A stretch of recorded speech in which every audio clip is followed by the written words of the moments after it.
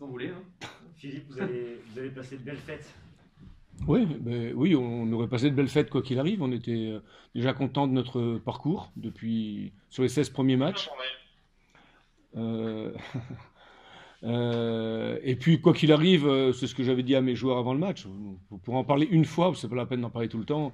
Ce soir, on finirait entre la première et la quatrième place. Voilà, globalement, par rapport à notre résultat, au résultat des autres. Et puis que après, c'était plus la peine d'en parler. On compte les points à la fin du match, quand on a fait ce qu'il fallait pendant le match, et après, on regarde le classement tranquillement. Le premier, ça a quand même une saveur, voilà, au moment où on part en vacances, c'est une saveur particulière. Franchement, ça fait plaisir, parce que c'est pas quelque chose qu'on attendait évidemment forcément. Donc ça sanctionne une belle première partie de saison de notre part. Ça couronne aussi le travail du groupe, des joueurs, leur implication, le travail du staff, voilà, que je veux aussi féliciter aussi, parce que on n'en parle pas souvent, mais ils abattent un boulot énorme. Voilà, ça récompense aussi le travail des dirigeants. Enfin, quand on est comme ça placé, tout le monde est globalement content. Bon, voilà.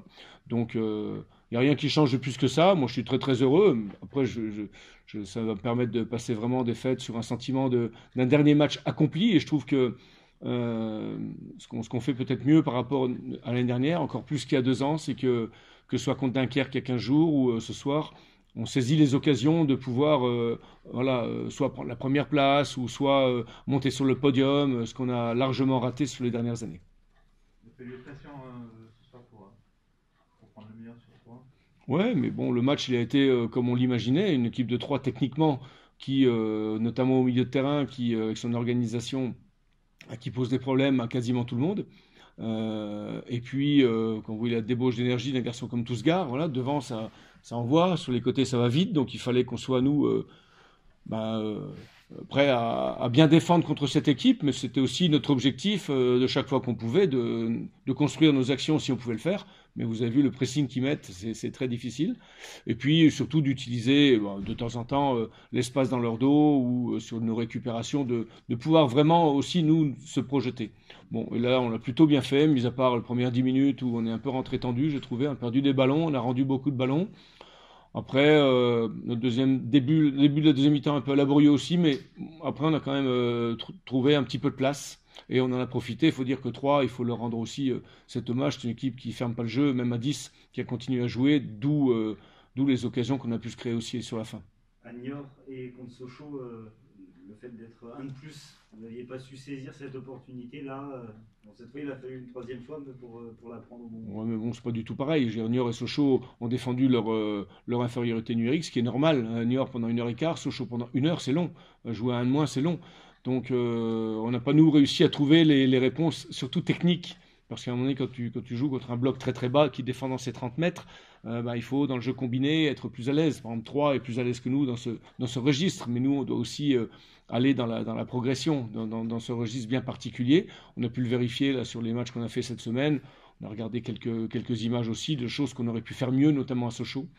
Mais voilà, c'était quand c'est pas pareil de jouer ici, je sais pas, 30 minutes à 10. Et puis après, 3 avait toujours cet objectif d'ouvrir le score. Donc on a pu profiter des espaces. Mais après le deuxième but, ça s'est complètement libéré. Est-ce que vous avez senti là, dans la période peut-être un petit déclic pour faire cette série? Oula, vous savez, on n'a pas la prétention de pouvoir décider ou de sentir. On est parti délicatement dans ce championnat, on a perdu à Rodez, un match où on n'a pas concédé beaucoup d'occasions, où on a raté quelques occasions parce qu'on a manqué de méchanceté. On a eu la chance déjà de faire 2 séries de 3 victoires, donc obligatoirement ça vous projette. Et puis voilà, on réfléchit pas plus que ça. On sort d'une période de 9 matchs en 25 ou 27 jours, qu'on a très bien négocié, puis je crois qu'on a 5 victoires, 4 nuls, c'est bien ça. Voilà, on n'aurait même pas imaginé. Et puis on a plutôt bien géré je pense que cette période qui vient de s'écouler sur le mois là est importante. Ça a permis à tout le monde de pouvoir se montrer. Ça a permis à certains joueurs de jouer, de sortir de l'équipe et à d'autres de les remplacer sans que globalement notre niveau de performance baisse. Ça c'est important. Ça veut dire qu'on a 17, 18, 19 joueurs qui peuvent jouer à ce niveau-là. Voilà. Mais on ne voit pas plus loin que ça et on n'a pas senti différentes choses. Maintenant, dans les victoires, il est bien évident que la perception que tu as de ton métier, des matchs, de la confiance que tu peux mettre dans les matchs, elle est différente. Maintenant, l'enjeu pour vous, c'est de réussir à reprendre sur le même pied après la trêve.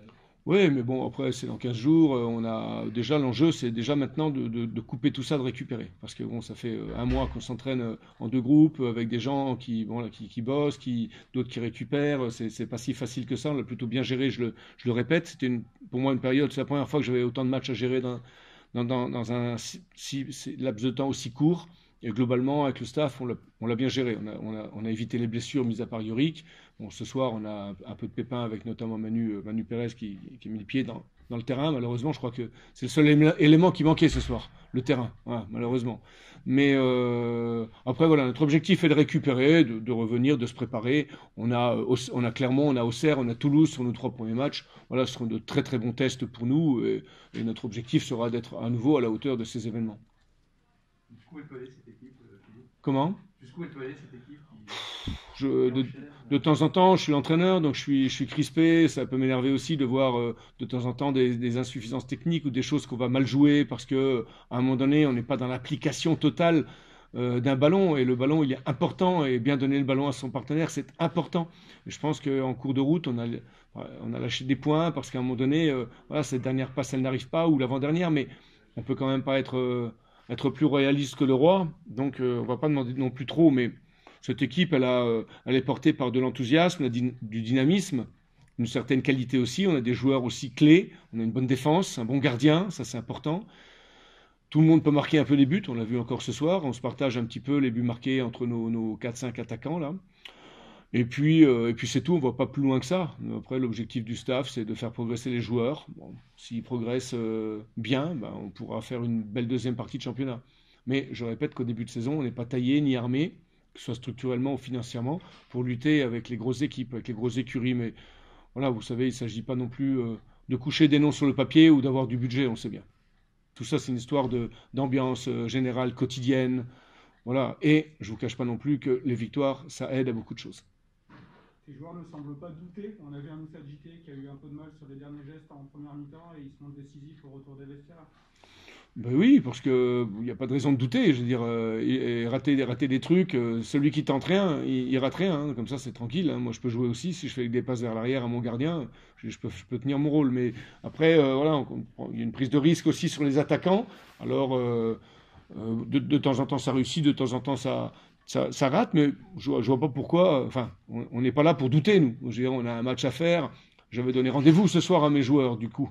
Je leur ai dit que le hasard n'existait pas et que finalement, comme dit Francis Cabrel, ce qui ressemble au hasard n'est qu'un rendez-vous. Voilà, je vous laisse méditer là-dessus. Et du coup, on avait un rendez-vous. Du coup, le seul hasard qui existait ce soir, c'est le hasard du calendrier qui a fait jouer le premier contre le deuxième. On a été au rendez-vous ce soir, on est fort content.